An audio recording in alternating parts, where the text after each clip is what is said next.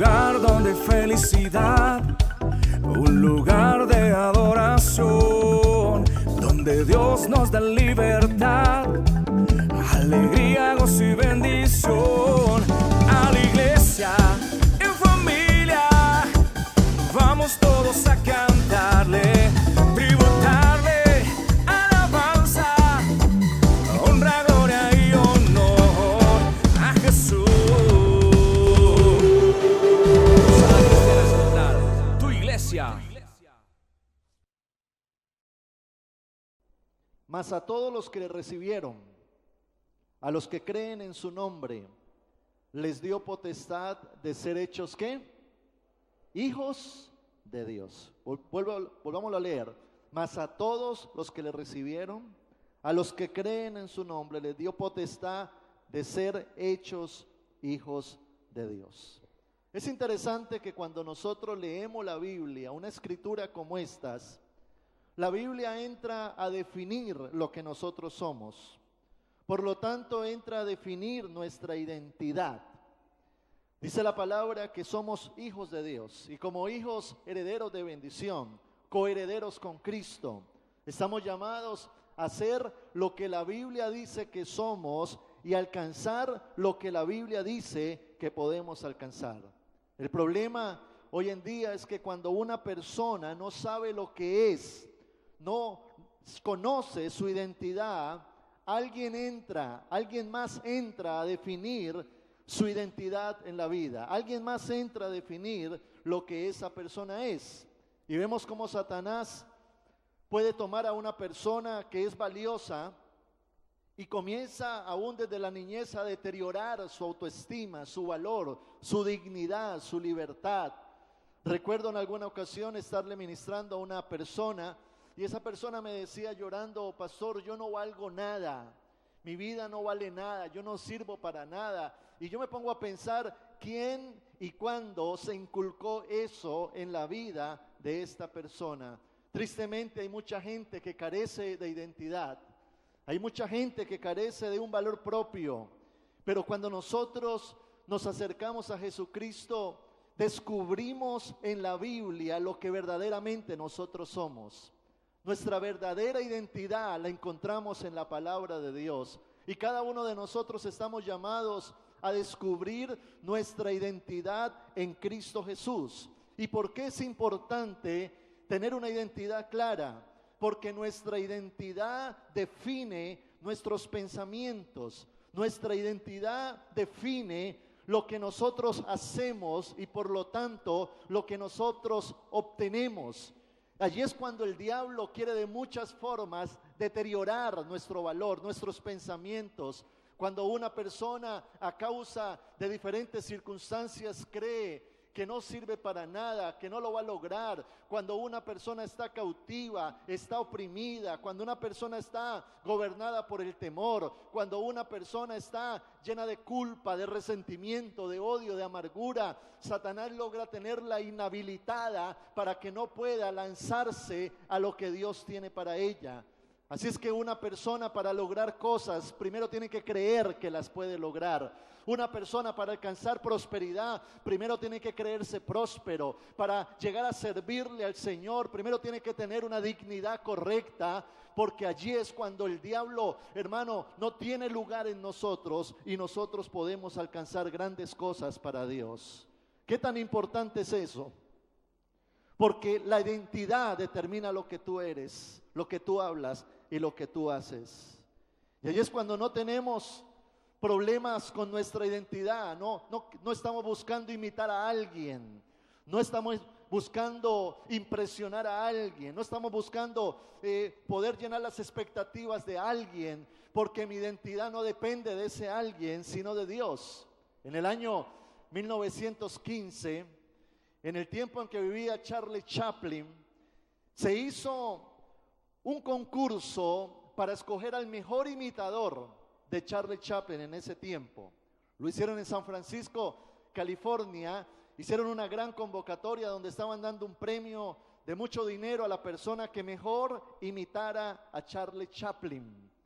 Resulta de que este hombre, Charlie Chaplin, escuchó acerca del concurso Y como era bien loco, él dijo, yo me voy a vestir como me he visto con mi personaje de Charlie Chaplin y voy a ir a concursar como cualquier participante. El hombre buscó su atuendo, se vistió, se fue caminando hacia el lugar donde estaban haciendo la competencia, y cuando le tocó su turno fue muy chistoso porque el hombre entró a hacer su personaje y a los 5 minutos el jurado lo descalificó y dijo, fuera de acá, usted no llena las expectativas.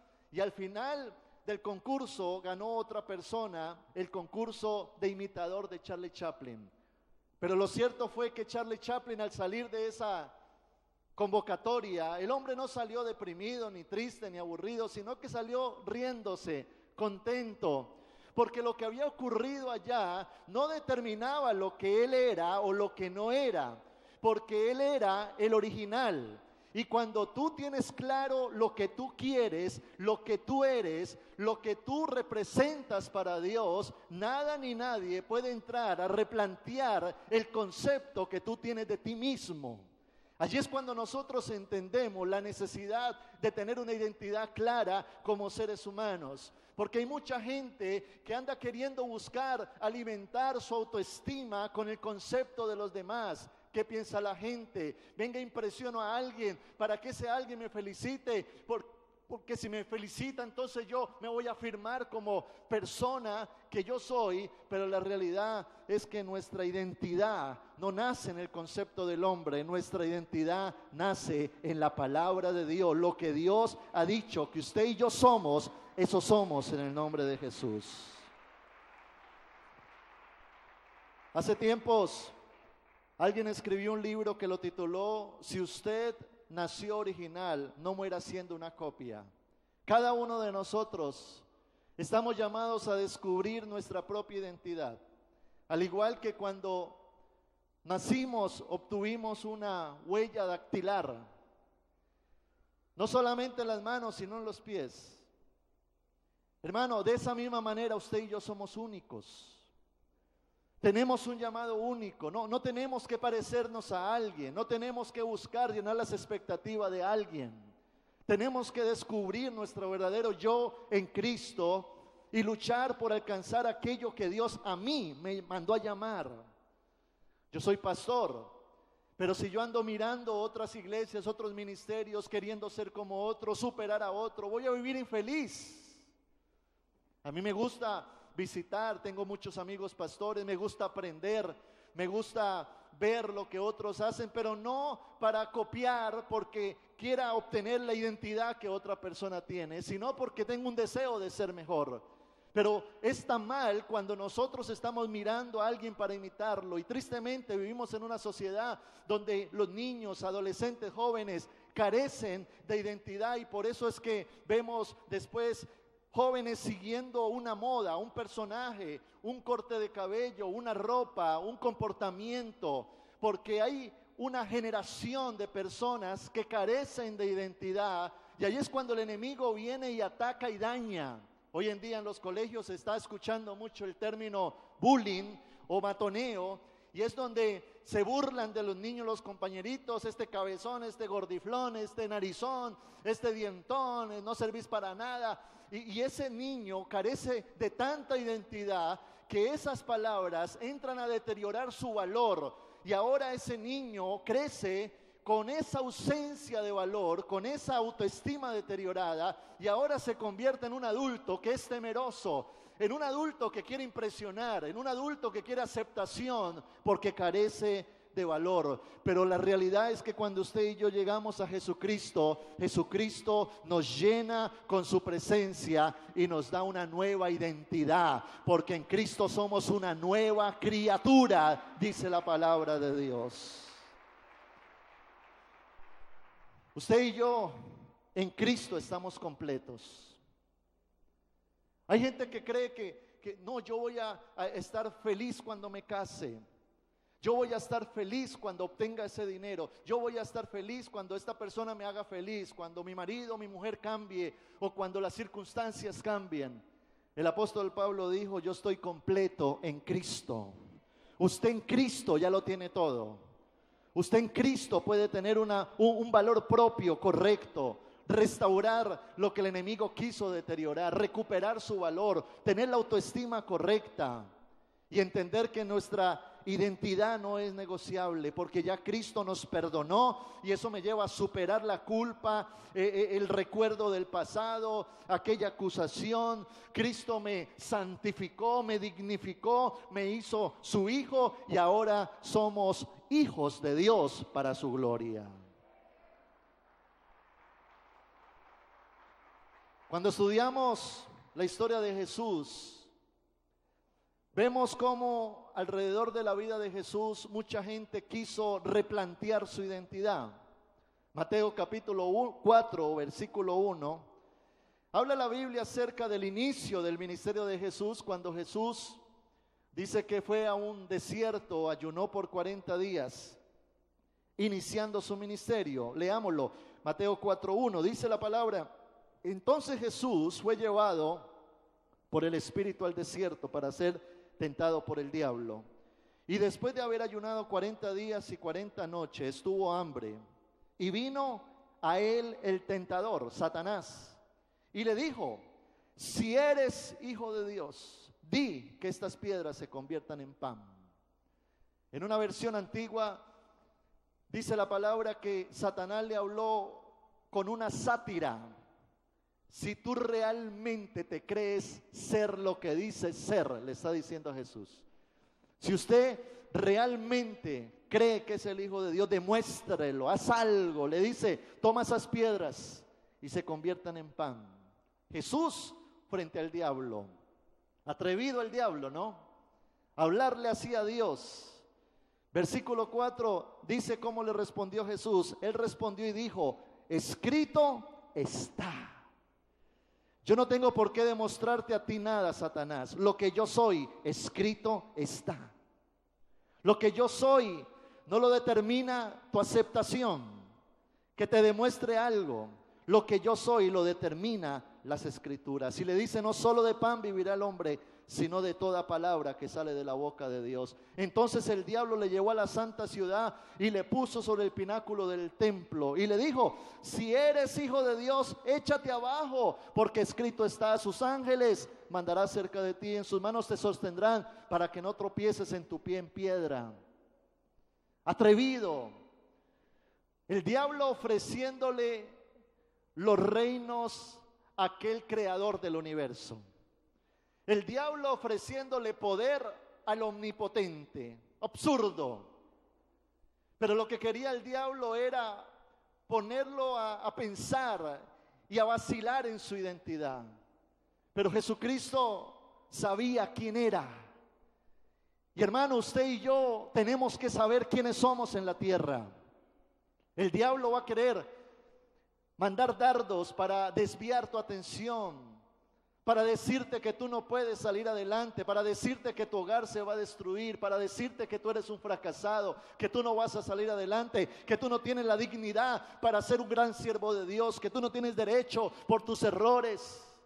Pero allí es donde nosotros entendemos que nuestra identidad no parte del infierno, sino que nuestra identidad parte de Dios. Y si Dios ha dicho que yo soy un hijo de Dios, que he sido redimido por la sangre de Cristo, que he sido santificado, que he sido justificado, eso es lo que yo soy y no tengo por qué demostrárselo a nadie. Gloria al Señor. Jesucristo tuvo una identidad definida. Aunque el diablo lo quiso cuestionar, Satanás es un tonto, pretendiendo poner a Jesucristo a divagar en su mente. Pero Jesús no comprometió su identidad. Jesús no le demostró nada al diablo porque él no tenía por qué demostrarle algo al diablo. Hermano, nosotros no tenemos por qué demostrarle a Satanás lo que nosotros somos. Nosotros somos y punto. Somos hijos de Dios. Y eso es lo que tenemos que hacer. Como Cristo tuvo identidad, usted y yo tenemos que tener identidad. Más adelante dice la Biblia que Jesús fue a Capernaum. Marcos capítulo 1, versículo 21. Dice la palabra: y entraron en Capernaum. Y los días de reposo, entrando en la sinagoga, en el lugar donde se predicaba la palabra, Dice, enseñaba y se admiraban de su doctrina porque les enseñaba como quien tiene autoridad y no como los escribas. Pero había en la sinagoga de ellos un hombre con un espíritu inmundo, es decir, un endemoniado. Había una posesión demoníaca allí que dio voces diciendo, ¿qué tienes con nosotros, Jesús Nazareno? Has venido para destruirnos. Yo sé quién eres, el Santo de Dios. Pero Jesús le reprendió diciendo, cállate y sal de él. Note esa escena, un hombre endemoniado en la sinagoga. Jesucristo, el omnipotente. Ahora un demonio grita, no era el hombre, era el demonio, hablando por medio de este hombre. Y mire cómo el demonio define lo que es Cristo. Sé quién eres. Versículo 24 le dice, yo sé quién eres, el Santo de Dios. ¿Será que tenía razón el demonio? ¿Sí o no? Sí. Él era el Santo de Dios. Pero si él tenía razón, ¿por qué Jesucristo entonces le dijo, cállate? Y lo echó fuera. ¿Por qué Jesucristo tomó autoridad sobre ese demonio y le impidió hablar? Aunque estaba hablando algo que Jesús era. ¿Sabe por qué? Porque Jesús no estaba esperando que su identidad fuera avalada por las tinieblas.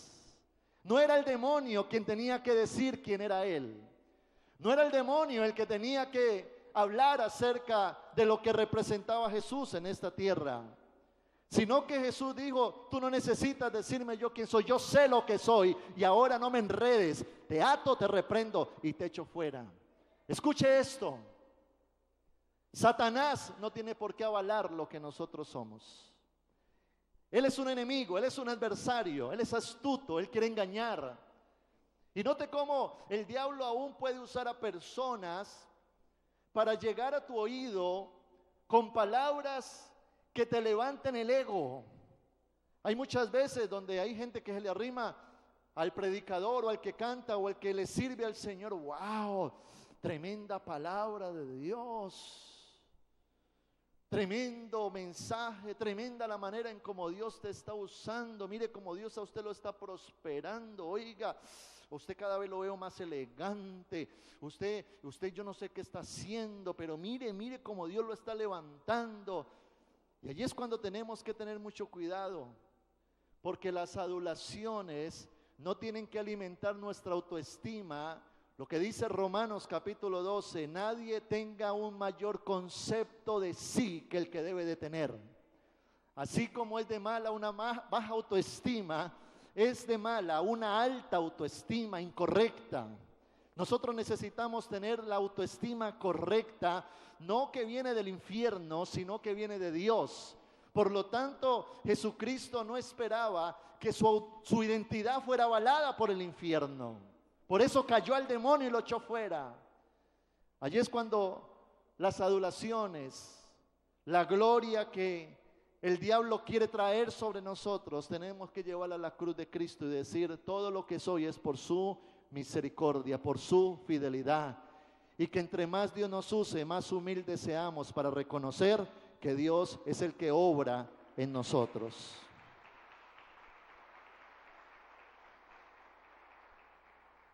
Ahora Jesús se encuentra con su familia. Jesús está en el furor de su ministerio, predicando, sanando enfermos, liberando personas, haciendo milagros. Y mire lo que pasa en Marcos capítulo 3, verso 20. Dice la Biblia, y se agolpó de nuevo la gente, de modo que ellos ni aún podían comer. Verso 21, cuando lo oyeron los suyos, está hablando de la familia de Jesús, sus hermanos, los que se habían criado con él, dice, vinieron para prenderle, no para prenderle fuego, ¿no? Sino para cogerlo, porque decían, está fuera de sí. Esta es una palabra o una frase muy diplomática para decir, está loco. Yo me imagino a los hermanos de Jesús viéndolo haciendo lo que estaba haciendo, predicando. Y en la mente de los hermanos diciendo, ve, ¿qué le pasó a Jesús? ¿Por qué comienza a hacer estas cosas? Nosotros pensábamos que iba a montar una carpintería. ¿Por qué ahora comienza a predicar? Y eso que está haciendo, qué pena. Y se pone a orar en público y a liberar demonios. ¿Qué es lo que está haciendo? Y fueron y dice, y lo cogieron y lo agarraron del brazo y lo jalaron y le dijeron a la gente, mire, discúlpenlo, qué pena con ustedes. Es que Jesús, yo creo que anoche no durmió bien. Camine Jesús, camine porque usted está loco. ¿Qué concepto tenía la familia de Jesús? ¿Qué estaban transmitiéndole la familia de Jesús a él? Porque déjame decirte algo, no necesariamente la familia es la que afirma lo que nosotros somos. De hecho, en la mayoría de hogares no se afirma, sino que se destruye. Y somos marcados profundamente por el concepto de la familia, de los padres, de las mamás. Y allí es donde debemos de entender que no es la familia quien define lo que nosotros somos. Una familia puede afirmar lo que nosotros somos, pero no definir lo que nosotros somos. Porque quizás haya un buen padre lleno de la presencia de Dios que ha identificado lo que Dios ha puesto en su hijo y entonces entra a afirmarlo. Gloria a Dios por eso. Pero en la mayoría de hogares, en vez de el hombre, la mamá, determinar el valor que tiene el niño o la familia, lo que entran es a estorbar, a dañar el plan de Dios. Y cuántas personas no han sido heridas, maltratadas, deterioradas, su valor ha sido menguado a causa de la falta de afirmación del padre, o porque el padre abandonó el hogar, o porque la madre fue brusca, o porque el papá en un momento de ira dijo, yo no te quise, yo no te quiero, te maldigo, tú no eres importante, tú eres un tonto, eres un bobo. Y eso deterioró nuestro valor. Pero quiero decirte algo, no importa lo que diga tu familia, tu valor nace en la presencia de Dios. Lo que tú eres lo determina Dios para nosotros. Ahora Jesús va a Nazaret. Jesucristo nació en Belén, pero se crió en Nazaret. En Nazaret se desarrolló como niño, como adolescente, como joven. Mateo capítulo 13, verso 54. Mire lo que le sucedió allá. Dice la Biblia, y venido a su tierra, les enseñaba en la sinagoga de ellos, de tal manera que se maravillaban y decían, ¿de dónde tiene tanta sabiduría y estos milagros? Mire el verso 55, lo que dice la gente en Nazaret, ¿no es este el hijo del carpintero? ¿No es este Chuchito, el que cargábamos de chiquito? Yo a este le cambié los pañales. Yo a este, mejor dicho, un día hasta le metí una muenda. ¿No es este el hijo del carpintero? ¿No se llama su mamá María y sus hermanos Jacobo, José, Simón y Judas?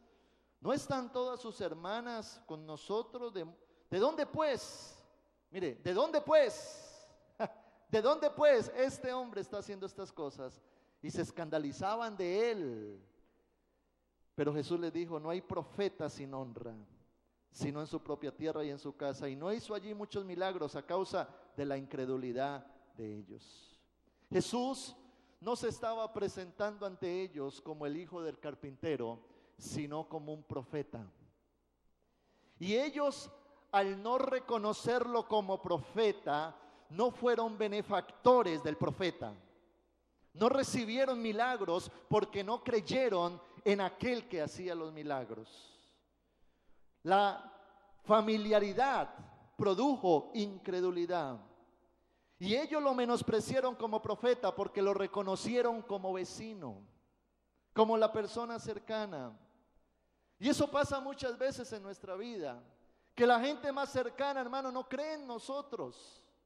Yo recuerdo cuando llegué a la iglesia, quise iniciar el ministerio, Dios me había llamado, me dijo, ya te llamo como pastor, y yo comencé a servirle al Señor. Hubo mucha gente que me descalificó, mucha gente decía, pero este está ahí es porque es el hijo del pastor. Muchos decían, pero Samuel, algunos me dicen, pero Samuelito, ese niño que yo conocí por ahí corriendo, el que andaba por allá como un loco, ahorita de pastor, ahorita enseñándome a mí. Y mucha gente cuestiona, mucha gente demerita el llamado que Dios nos da, y eso le suele suceder a mucha gente que arrancan las cosas de Dios, que Dios te da un llamado, un propósito, que Dios te llama a ser predicador, que Dios te llama a ser un hombre ungido, una mujer ungida, a ser una persona ya renovada. Quizás vengas con un pasado de errores, de fracaso, de circunstancias adversas. Quizás vas a tener que llegar a tu casa y levantar un grupo vida y predicarle a aquellos con los cuales te criaste, a aquellos quizás con los mismos hasta que pecaste en el pasado. Pero hermano, allí es cuando tienes que tener una identidad clara de quién eres en Cristo. Tu identidad no la define tu entorno. Tu identidad no es definida por tu familia. La identidad no es definida ni por el Satanás, ni por el infierno, ni por la gente que te conoce. Nuestra identidad es definida por Dios. Podemos pasar momentos y circunstancias como Jesús tuvo una época que fue carpintero, pero él no era carpintero, él era el Hijo de Dios. Van a haber momentos en que tenemos que hacer cosas distintas, pero lo distinto no determina o replantea lo que nosotros somos. Quizás naciste o viviste en un hogar difícil en medio de la escasez, pero eso no entra a determinar lo que tú eres y lo que tú estás llamado a ser. Quizás ha habido gente que te ha descalificado, que te ha dicho yo no creo en ti, pero esa opinión no define lo que nosotros somos, sino que lo que nosotros somos tiene que definirlo la palabra de Dios, y es la palabra de Dios es la que determina lo que nosotros podemos llegar a ser.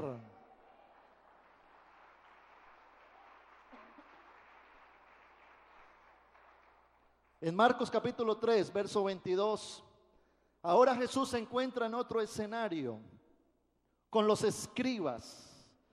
Los escribas eran los religiosos, los fariseos de esa época. Marcos 3:22 dice, pero los escribas que habían venido de Jerusalén decían que tenía a Belcebú y que por el príncipe de los demonios echaba fuera los demonios. Esta sí es la tapa. Ahora los religiosos le dicen a Jesús diablo, porque están diciendo dentro de Jesús está Belcebú, y Belcebú es una simbología de Satanás, de una obra demoníaca. Y ahora estos religiosos están diciendo, en otras palabras, Jesús está endemoniado. Es tremendo ver la opinión de los religiosos. Y esto nos lleva a entender que tampoco los religiosos determinan lo que nosotros somos. Porque hay mucha religiosidad alrededor nuestro. Hay mucho legalismo destructivo en medio de la iglesia. Que porque quizás no llenamos sus expectativas como hombre, como mujer, en la edad, en muchas cosas, entran a replantear lo que nosotros somos. Pero allí es donde debemos de entender quién fue el que nos puso, quiénes somos en Cristo y para dónde vamos. Note cómo Jesús tuvo que enfrentar diferentes esferas. Los demonios lo llamaban santo. Jesús en el desierto, Satanás en el desierto cuestionó su identidad. Los hermanos lo llamaron loco. En Nazaret, el hijo del carpintero. Los religiosos lo llamaron diablo.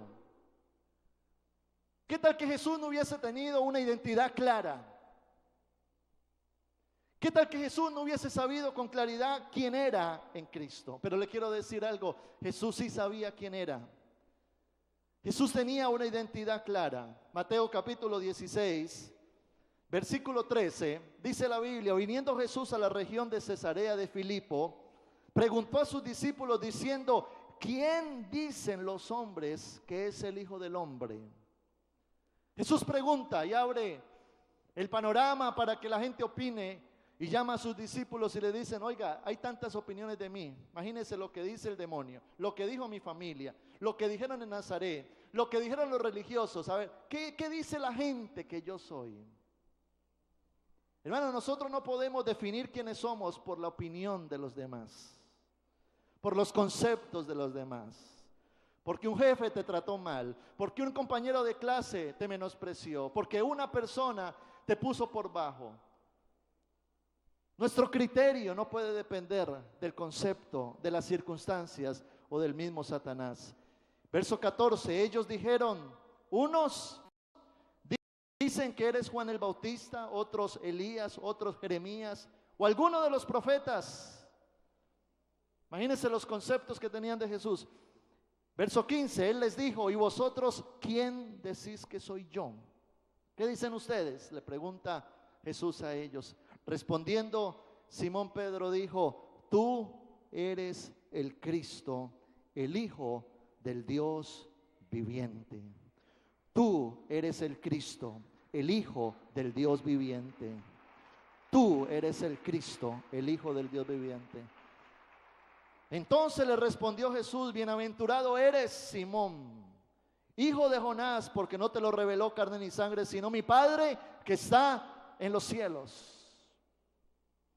En otras palabras, Jesús le está diciendo a Simón, al que luego se llamó Pedro: Simón, lo que tú dices es lo que yo soy. Ahora, lo que yo soy, no lo soy por lo que tú dices, sino porque mi Padre te lo reveló. Porque mi identidad no proviene de ti, sino de Dios. Y Dios te lo reveló a ti. Gloria al Señor. ¿De quién tiene que venir nuestra identidad? ¿En quién tenemos que descubrir quiénes somos? ¿Qué es lo que evidencia la identidad que tenemos? La palabra de Dios.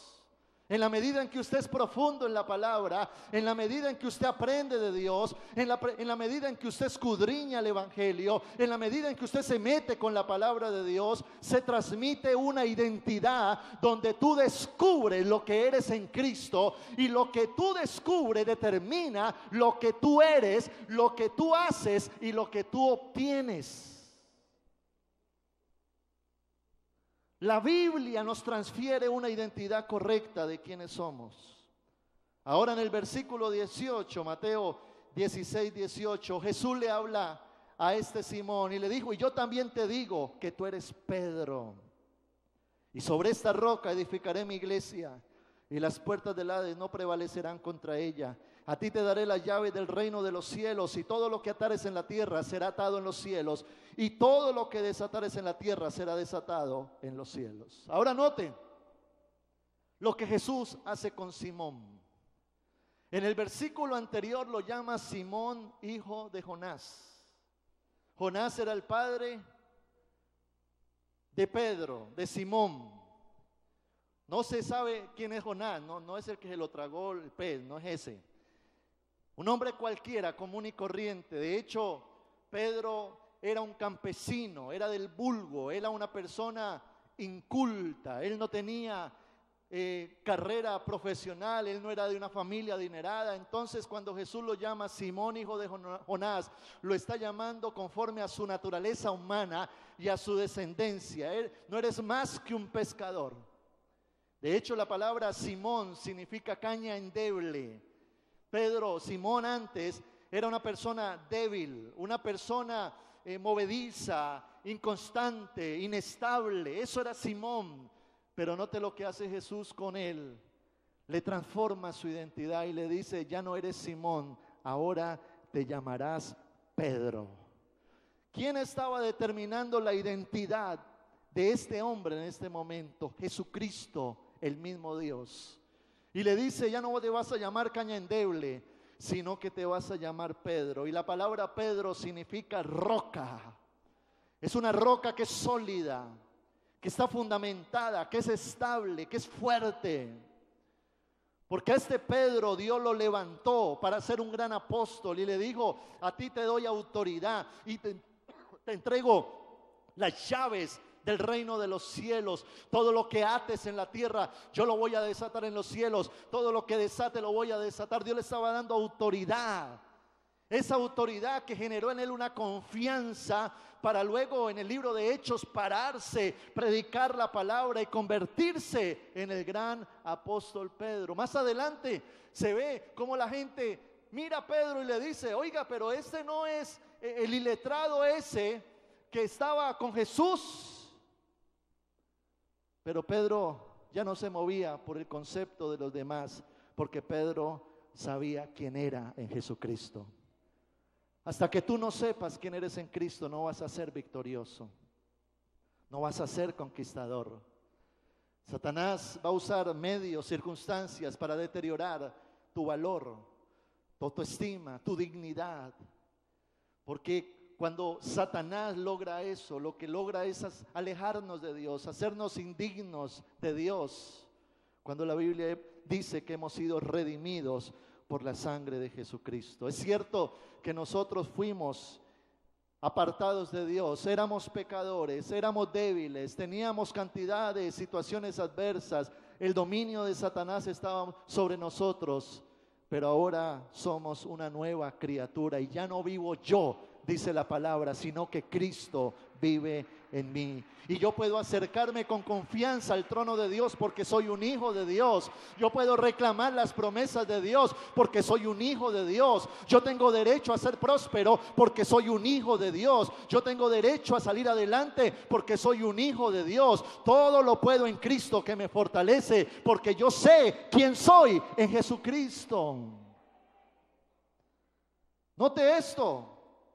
Si a Satanás que quisieron influenciarlo para deteriorar su valor, ¿cuánto más Satanás lo va a querer hacer con nosotros? La diferencia es que Satanás tenía claridad, Jesús tenía claridad de quién era. Y cuando tú tienes claridad de quién eres, el enemigo no va a poder tumbarte. Ninguna circunstancia o persona pueden definir tu identidad, sino la palabra de Dios. Por eso debemos de estudiar la Biblia, porque la Biblia revela quiénes somos. Define nuestro valor, nos muestra lo que nosotros podemos hacer.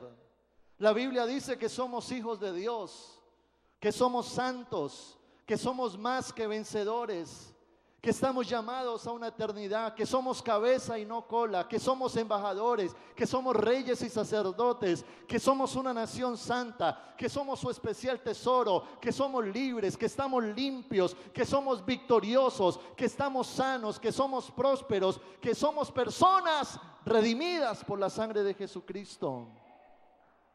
Ese es el valor que nosotros tenemos como hijos de Dios. Dale un fuerte aplauso al Señor, si tú lo crees.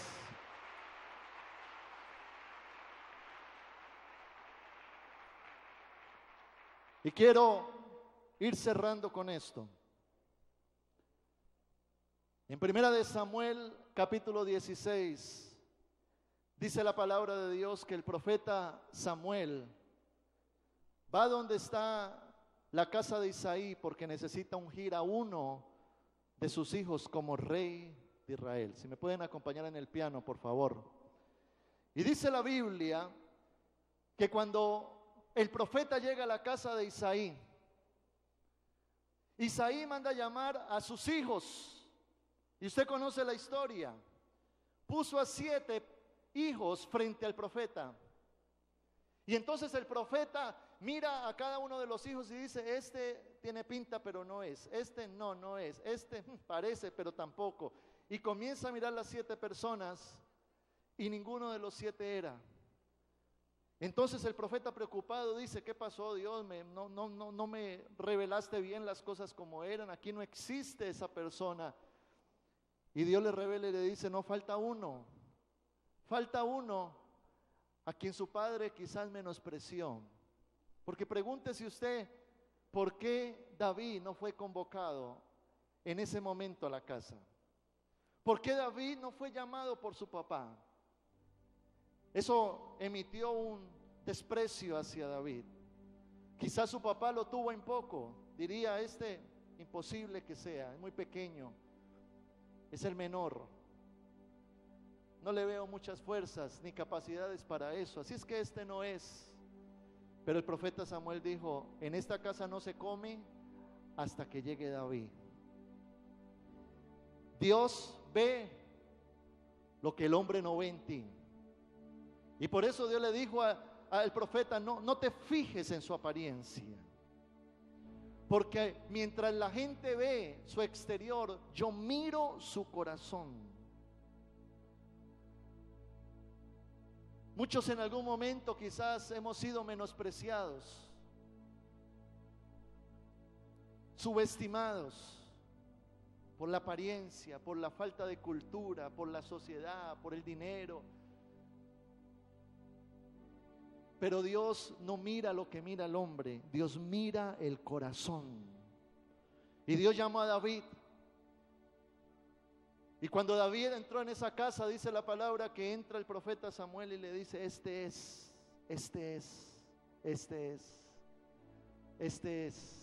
Tremendo lo que escribe David en el Salmo 23. Él dice: tú aderezas mesa enfrente de mis angustiadores.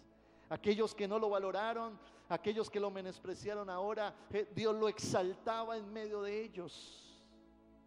Y te quiero decir algo, eso va a pasar contigo. Dios te va a exaltar en medio de tus angustiadores.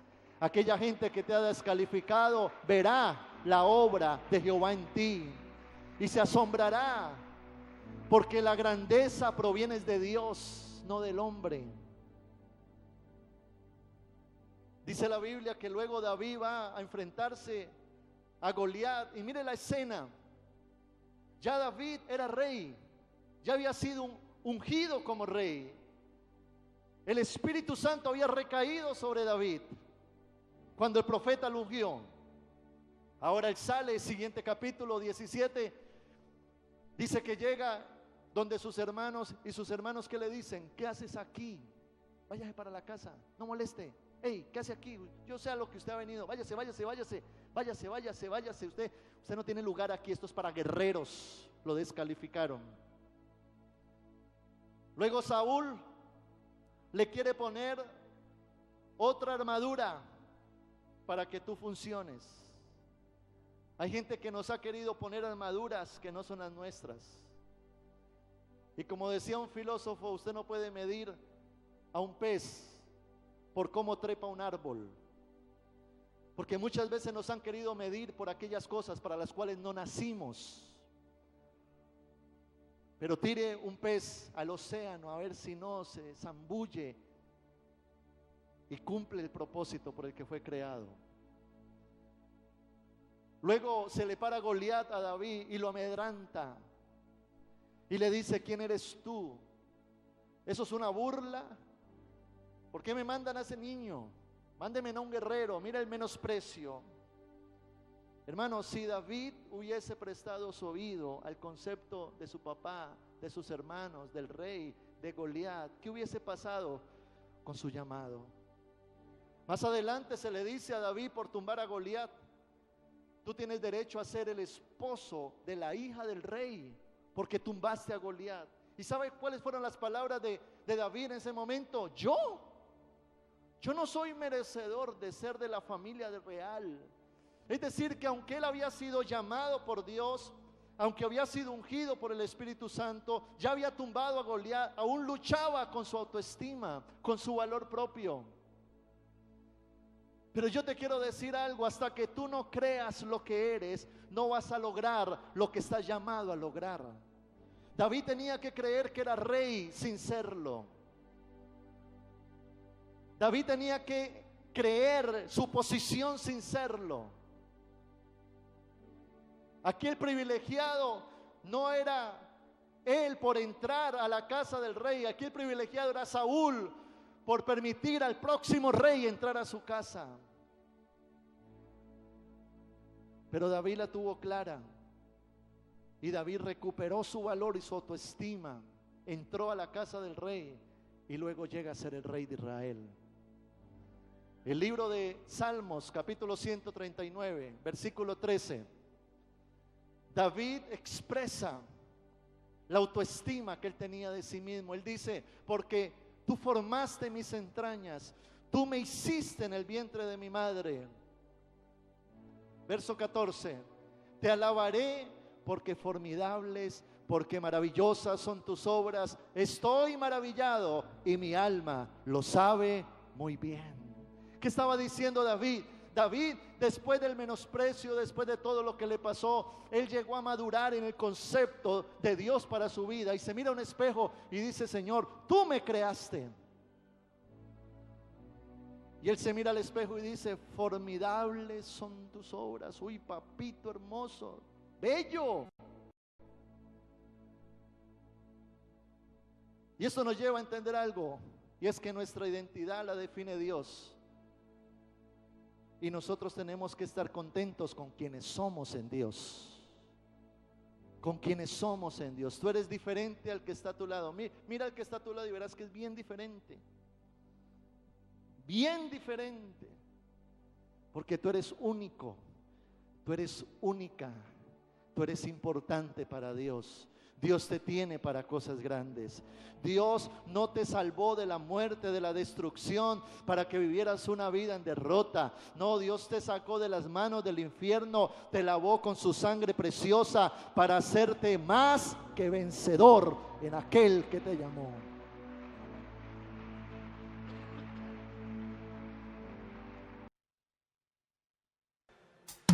Un lugar donde felicidad, un lugar de adoración, donde Dios nos da libertad, alegría, gozo y bendición.